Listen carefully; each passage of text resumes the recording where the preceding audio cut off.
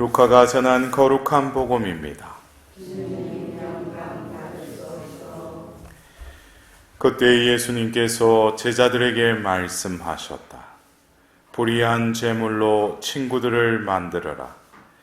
그래서 재물이 없어질 때에 그들이 너희를 영원한 거처로 맞아들이게 하여라. 아주 작은 일에 성실한 사람은 큰 일에도 성실하고 아주 작은 일에 불의한 사람은 큰 일에도 불의하다. 그러니 너희가 불의한 재물을 다루는 데에 성실하지 못하면 누가 너희에게 참된 것을 맡기겠느냐? 또 너희가 남의 것을 다루는 데에 성실하지 못하면 누가 너희에게 너희의 몫을 내주겠느냐? 어떠한 종도 두 주인을 섬길 수 없다. 한쪽은 미워하고 다른 쪽은 사랑하며 한쪽은 더 받들고 다른 쪽은 업신여기게 된다. 너희는 하느님과 재물을 함께 섬길 수 없다. 돈을 좋아하는 바리사이들이 이 모든 말씀을 듣고 예수님을 비웃었다. 그러자 예수님께서 그들에게 이르셨다. 너희는 사람들 앞에서 스스로 의롭다고 하는 자들이다. 그러나 하느님께서는 너희 마음을 아신다. 사실 사람들에게 높이 평가되는 것이 하느님 앞에서는 혐오스러운 것이다. 주님의 말씀입니다.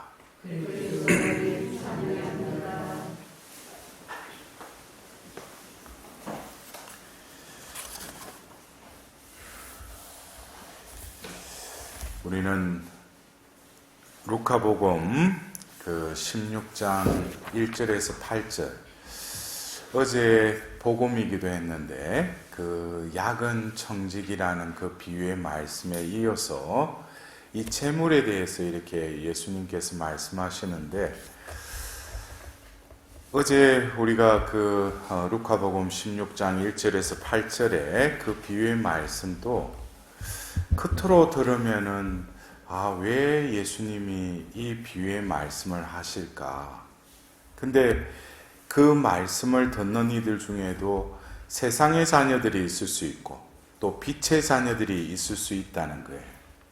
오늘 또 그런 자신의 어떤 존재감에 대해서 인식이 없다면은 어떤 경우에 우리가 교회에서 또 영적인 차원에서 말씀을 한다고 하지만 어떤 때는 오해를 불러일으킬 수 있는 소지가 있다는 거예요. 왜냐하면 우리가 이 세상에 사는데 재물은 필수적이죠. 왜? 그것이 없으면 우리가 어떻게 이 세상에서 삶을 영위하지 못하잖아요. 그러나 어제 예수님께서 그 야근 청지기의 그 마지막 부분에 분명히 이 세상에 살고 있지만 하나님의 눈에는 세상의 자녀가 있고 이 세상의 자녀라는 것은 그 말 그대로 세상에 속해 있는 자들이에요. 그러나 빛의 자녀도 있다는 거예요. 그래서 먼저 자신이 이 세상에 재물에 대한 어떤 관점도 내 존재감이 어떻게 규정하느냐에 따라서 재물을 다루는 데 있어서 재물을 모으는 데 있어서도 다른 차원에서 우리가 재물을 바라볼 수 있다는 것이에요. 그래서 오늘 예수님께서도 불의한 재물로 친구들을 만들어라. 재물을 말하면서 앞에 불의하다고 이야기를 하죠. 왜 예수님이 우리에게는 이 삶을 살아가는데 필수적인데 왜 불의하다고 이 말씀하시는가? 원래 재물은 하나님이 이 세상을 창조하셨죠. 그리고 우리가 창세기 2장에 에덴 동산, 하나님은 우리가 먹고 사는데 필요한 모든 것을 창조하시면서 모든 것을 다 예비하시고 완비하셨다는 거예요. 그러나 우리가 어떤 노동의 어떤 대가도 결국에는 엄밀히 따지면은 창세기 3장의 그 죄를 짓고 나서 그 아담, 왜냐하면 하와가 있기 때문에 상대적인 성으로 남자에게 말을 할 때 너는 이제 땀을 흘리면서 노동을 할 것이다. 그러니까 이게 에덴 동산에 있을 때 바로 하나님이 창조한 그 세상 속에서는 노동의 의미도 땀을 흘리면서 그렇게 수고할 필요가 없다는 것이죠. 이 의미가 어떻게 보면 우리가 지금 어떤 노동의 대가로 보수를 받아야 되고 이런 것들이 어떻게 보면은 하나님이 처음부터 그렇게 디자인을 하시지 않으셨다는 거예요. 죄로 인해서 내가 수고하고 땀을 흘리고 내가 어떤 그 노동이라는 것이 먹고 살기 위한 노동으로 전락해버렸다는 거예요. 그전에는 모든 것이 하나님 안에서 풍요로웠고 또 하나님 안에서 모든 것이, 그래서 먹는 것도 하나님이 창세기 2장에는 이 동산에 있는 모든 나무 열매는 따먹어도 된다고 그랬죠. 근데 그 나무, 이 동산 한가운데 있는 선과 악을 알게 하는 그 나무는 따먹지 말라고 그랬어요. 어떻게 보면은 걱정할 것도 없죠. 먹고 사는 일에. 그러나 창세기 3장에 그 뱀의 형상으로 사탄의 그 유혹에 빠져서 그 선악과 나무를 따먹을 때 모든 것이 완비되어 있고 그냥 하나님과 일치되어서 하나님의 그 말씀에 순종하며 살아갈 그 인간이 마음속에 어떤 저 나무를, 근데 말씀을 통해서 그걸 따먹지 말라고 했는데 그것과 반하는 내 마음의 움직임이 생겼다는 거예요. 그래서 그 선악과 나무 열매를 바라보자 먹음직스럽고 저걸 따먹으면 내가 슬기를 줄 것 같은 엉뚱한 생각이 드는 거예요. 근데 그 마음 안에 이미 그 사탄의 유혹에 연합해서 어떤 또 다른 욕망이 생긴 거예요. 그러면서 의지가 협력해서 그 나무 열매를 따줘. 그리고 그 하와는 자기가 먼저 먹지 않고 옆에 있던 그 아담에게 먹어보라고 줘요. 그러니까 모든 것이 시발점은 그 뒤에 그 흙에서 나온 거하고 또 뼈에서 나온 거는 본질이 틀리죠, 이게. 예, 여러분들 그거 아셔야 돼. 남자들이 뭐 겉으로 힘이 있지만 모든 거는 뒤에서 여자들이 조종하잖아요.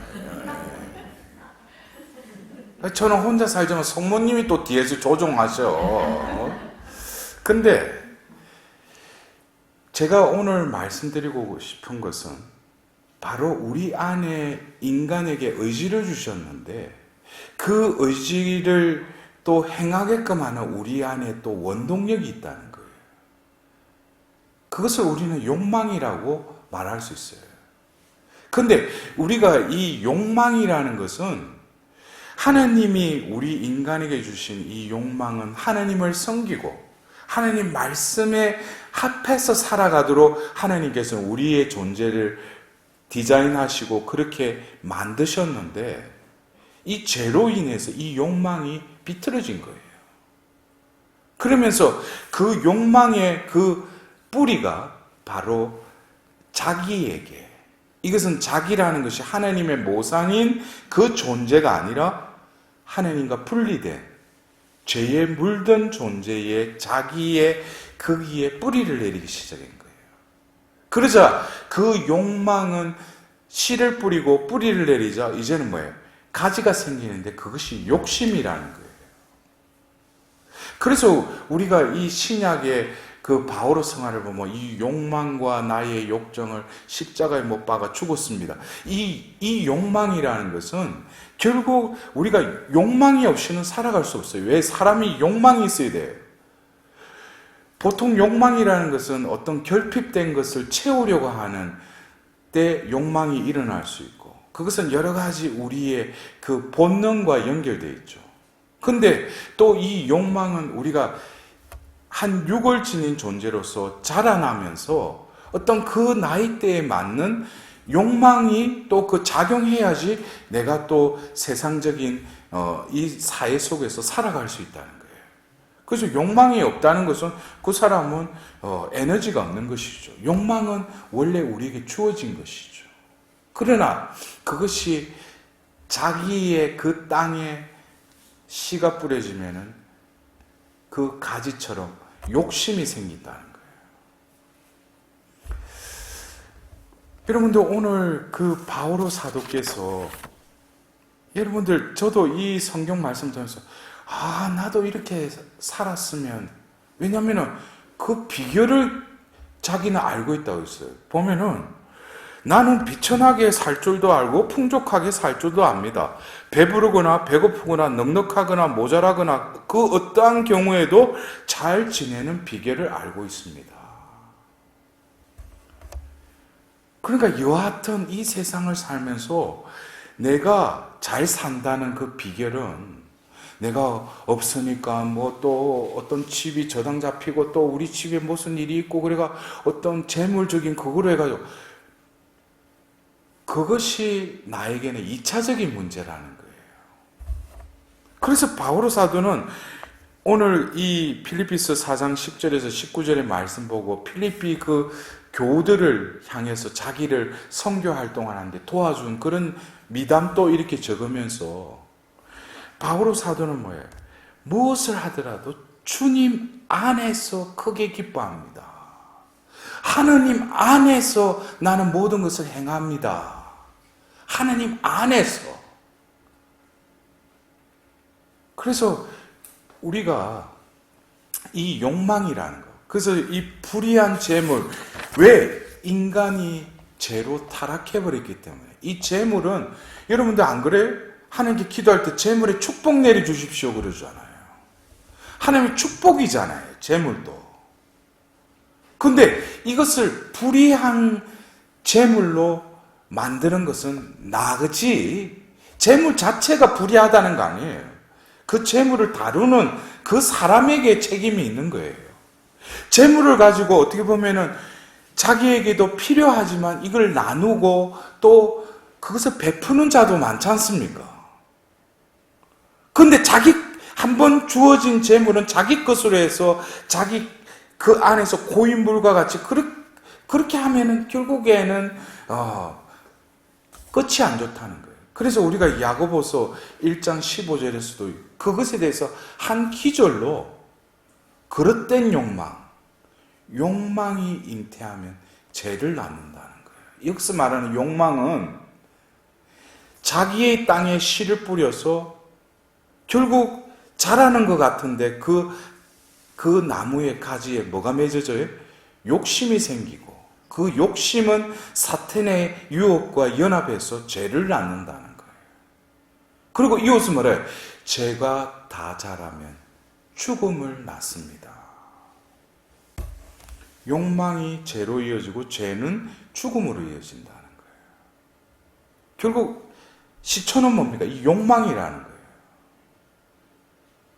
그러면 이 욕망은 제가 말씀드린 우리의 삶의 원동력이고 에너지예요. 근데 우리가 살아가면서 이 욕망을 자기 땅에 뿌리를 내릴 것이냐 아니면 하느님 안에 뿌리를 내릴 것이냐. 그래서 이 욕망은 또 욕망을 또 그 움직이게끔 하는 또 다른 것이 열정이 있어야 돼요. 열정. 우리가 어떤 일을 하는데 원인은 있고 욕망은 있는데 열정이 없으면 그냥 대강대강 하는 거예요.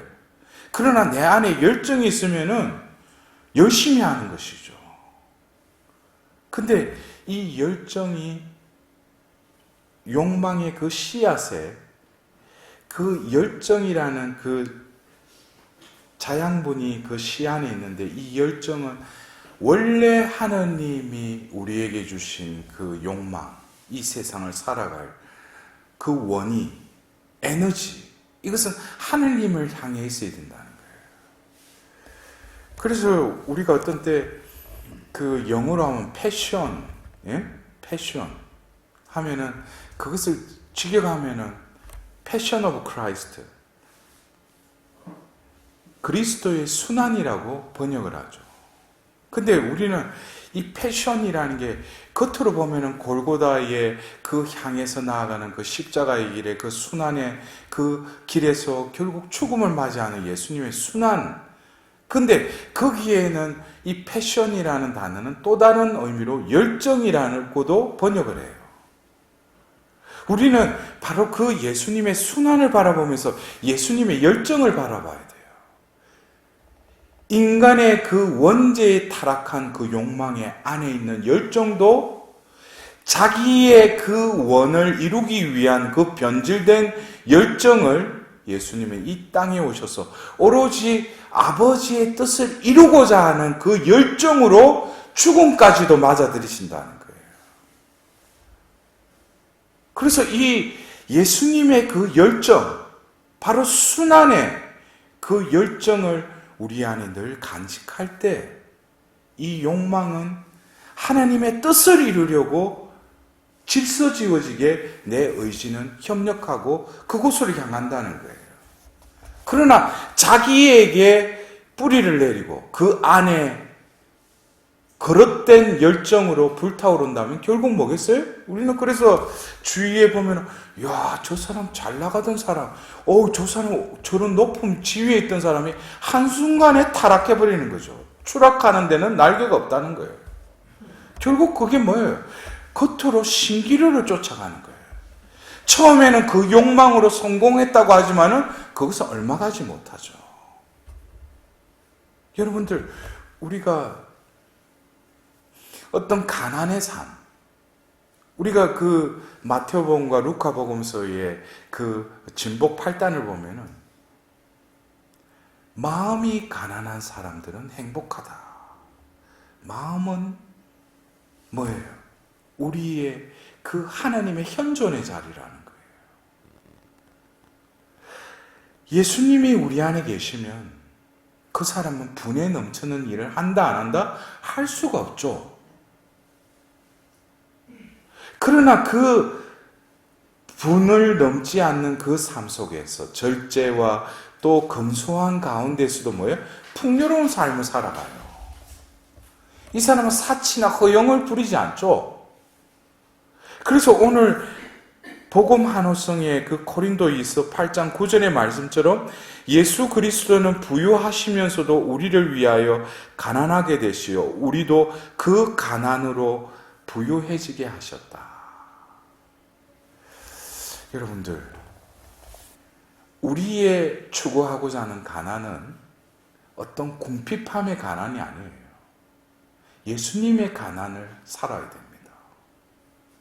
그럴 때 우리는 내가 가지고 안 가지고 지금 금전적으로 힘들고 안 힘들고가 뭐예요? 여하튼 내 행복에, 내 안녕에는 영향을 끼치지 않는다는 거예요. 왜? 바로 바오로 사도가 나는 어떠한 상황에서도 잘 지내는 비결을 알고 있다고 해서 그 비결이 뭐예요?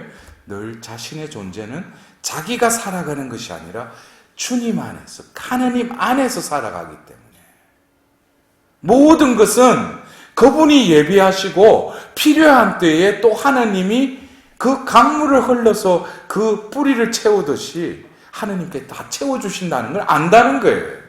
그런데 왜 나에게는 그런 것이 작용하지 않는가? 그것은 가로막고 있기 때문이에요. 그래서 바오로 사도가 그러잖아요. 자신은 그 마케도니아 갔을 때 복음을 전하는데 불모지였는데 근데 필리핀을 갔는데 그 말씀을 전하는데 또 한 여인의 그 마음 속에 열정을 불어넣으셔요. 근데 그 여인이 바로 리디아예요. 그 리디아가 보면은 그 복음을 전하는데 막 두 손 두 발 다해서 또 바오로 일행을 도와주는 거예요. 우리가 중요한 것은 겉으로 어떤 뭐가 부족하고 궁핍하고 이게 아니고 내 안에 풍요 그 자체이신 예수 그리스도가 나와 함께 있느냐, 이것이 관건이라는 거예요. 그래서 이것을 깨닫지 못하면 끊임없이 하늘께 와서 재물 축복 내려주십시오, 나에게 뭐 해주십시오. 이미 너는 너에게 줬는데 근데 내가 그걸 깨닫지 못하니까. 여러분들 어쩌면 오늘 우리의 이 말씀, 하나님과 재물은 함께 섬길 수 없다. 그러나 함께 섬길 수는 없지만 하나님을 섬기는 데 있어서 재물을 잘 다루고 사용한다면 이 모든 재물도 뭐겠어요? 하나님께 온전히 되돌려 드릴 수 있죠. 그래서 우리는 지금 이제 전례력으로 이제 내일이면은 연중 제 32주일이에요. 이제 2주간밖에 안 남았어요. 이 해가. 대림 시기로 시작한 한 해가 이제 얼마 남지 않았다고요. 그래서 교회에서는 이 11월 달 위령성월에 종말론적인 어떤 관점으로 다시금 내가 살아온 이 생이 종말을 향해서 어떻게 나아가고 있는지를 바라보라는 거예요.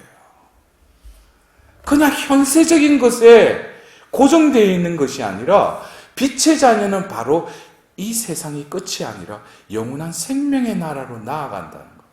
그래서 전례력의 마지막 주에 우리는 만왕의 왕이신 그리스도 대축일로 전례력을 마무리하는 거예요. 여러분들, 우리가 이 세상을 살면서 눈에 보이는 이 가시적인 현상계는 바오로 사도의 말씀처럼 사라져버리는 허상일 뿐이에요. 그러나 실상을 바라볼 수 있는 눈이 떠있으면 이 세상에서 정작 필요한 것은 하나님을 진정 모시느냐 모시지 못하느냐, 다른 것은 나한테 이왔던 필요한 것이 없다는 거예요. 그래서 여러분들이 오늘 또 이곳에서의 시간들을 진정으로 이 위령성을 전례력으로 마지막 달, 내 삶은 지금 어디를 향해서 나아가고 있는가? 나는 이곳에 왜 왔는가? 또 이곳에서 하나님께 무엇을 구하고 있는가? 이것에 대해서 하나님 비단에서 다시금 은혜를 받는 시간이 될 수 있도록 하나님께 다시금 자비를 구하도록 합시다.